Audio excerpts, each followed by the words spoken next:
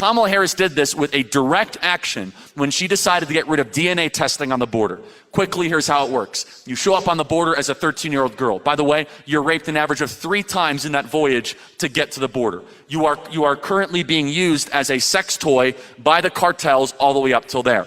The typical mode of operation under Donald Trump was something called DNA testing. Thanks to modern technological breakthrough, you do swabs, saliva swabs of each individual, you put it in, and in 90 seconds, you can have an affirmative or a negative DNA match. So is the person with the minor actually the relative, or is it somebody else? Super simple, easy to use, take 90 seconds. You don't have to send it out to Abbott Laboratories, 90 seconds. One of the first actions that Kamala Harris took with Joe Biden was to get rid of DNA testing. So here's how it works.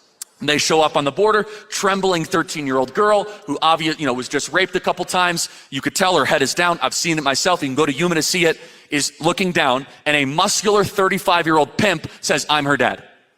And there is no DNA testing that occurs. So instead, they just say, sign on the paperwork, here's your asylum date, it's in 3 years. Of course, it never comes, and the girl is now a sex slave in the United States.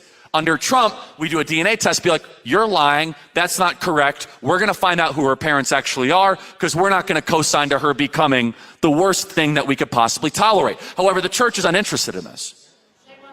Exactly. Pastors are too interested in bigger buildings and more budgets, and not in the fact that kids, God's children, are being sold as sex slaves in our own country.